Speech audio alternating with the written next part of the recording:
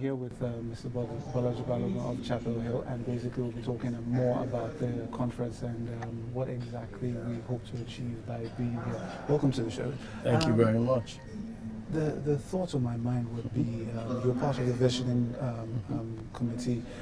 I think maybe you should help us understand what the vision is of the event in itself. Absolutely. I think we've spent a number of years making some very, very good progress around the development of our domestic debt capital markets, but there's still quite a bit of work we have to do. One of the major issues that we deal with on a regular basis is firstly, the dearth, of non-government instruments in the market. We have a market that's very much dominated by the sovereign. We've had some issuance by subnationals, issuance by corporates has been muted, and there's been very, very few issuances of asset-backed, other similar instruments in the marketplace. I think there's a recognition that no country in the world ever develops properly unless it attempts to develop its domestic, debt capital markets. I think that becomes even more glaring when we face some of the realities, or current economic realities that we see, both across the federal government, but also even some of the issues that several state governments are dealing with. And whether we like it or not, we will need to, necessity, sometimes provokes, wonderful change. And, we have a unique opportunity and a challenge here to ensure that the issues that militate against, rapid issuance, the issues that militate against liquidity in secondary markets, the issues that militate against the diversity of financing options and different asset classes in the bond markets, and also how we further deepen that buy side are all issues that we will focus on. My hope is that, this process that we started this year, largely engineered by FMDQ's leadership and vision, supported, by the IFC and the SEC, is one that will persist, is one that will become an annual forum. But I'm hoping that every year we will be able to evaluate where we were the year before and where we are and what progress we've made.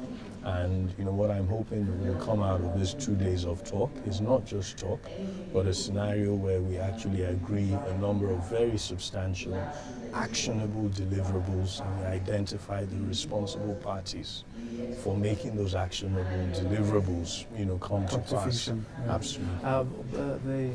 The thought that would generally come to your mind after it is we have started. Yes. It's now how much liquidity do we have in the market? Correct. And I think the more liquidity there is, the more there will be more issuances and the rest. But what are we doing to actually make the market a bit more robust? I think a key element of liquidity, firstly is ensuring that people understand instruments, understand the risk around an instrument and can price it properly. But, fundamentally also we have to find a way, whether it is by incentive or it's by compulsion, to ensure that the current class of market makers who exist are willing to provide liquidity in a little more than the sovereign. There are also, another segment of capital markets issuers who understand the securities quite well and are willing to take some risk on them, but they don't have the natural liquidity or the balance sheet capacity to be able to provide this very, very necessary function. Somewhere, I think the answer lies somewhere between the central bank, the current market makers, and intermediaries like, and sort of securities exchanges, like the FMDQ. Well, I'm sorry to cut you in, but I wanted to quickly ask about the foreign exchange regime we've been seeing over time. Do you think it has affected markets in any way? Look, I think some of us have very, very controversial views, about, foreign exchange and even about, some of the monetary indicators, that we're trying to chase as an economy. The way that I would put it, very, very simply is that, inflation is not a poor nation's disease. Yes. The issues that are facing this country are more about development are more about investment, significant investment that is required in physical, social infrastructure, significant, empowerment of, our SMEs, significant empowerment of the manufacturing classes, and of key sectors like agriculture. And every single time you do something that is constraining the development of those key sectors, whether it is interest rates you're keeping you're keeping high, or it's currencies that you are attempting to set and not allowing currencies to find their natural equilibrium.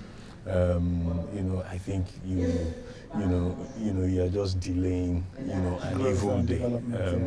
I was very fortunate to have studied economics in one of the best economic faculties in the world, and I spent quite a long time understanding this whole area of monetary economics. And all I can say sometimes is that the leadership of our economic policy in this country, frankly, sometimes amazes me. We have 174 million people, whose issues, today, are about development. Exactly. And the basics of and people are targeting inflation. I don't know whether they're operating in this economy or another one. Yeah. Anyways, looking at, we started now. Next 5 years, what do you think? Where do you Look, think? I have no doubt in my mind that as the private sector consistently has done in this economy, if we need to grab and pull and get government following behind us, we will do so. We have a tremendous opportunity. I see it as an opportunity, not as a challenge, to answer the financing question for this country, to answer the financing question for our states, to answer the financing question, for corporate Nigeria.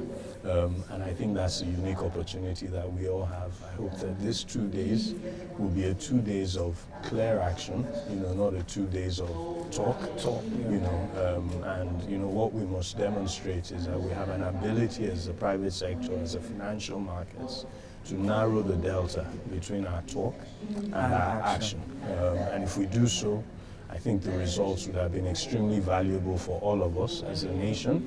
And we would have contributed our own bit to supporting this administration's agenda of bringing real change, to Nigeria and Nigerians. Thank you very much for joining us. Good to see you. Thank you.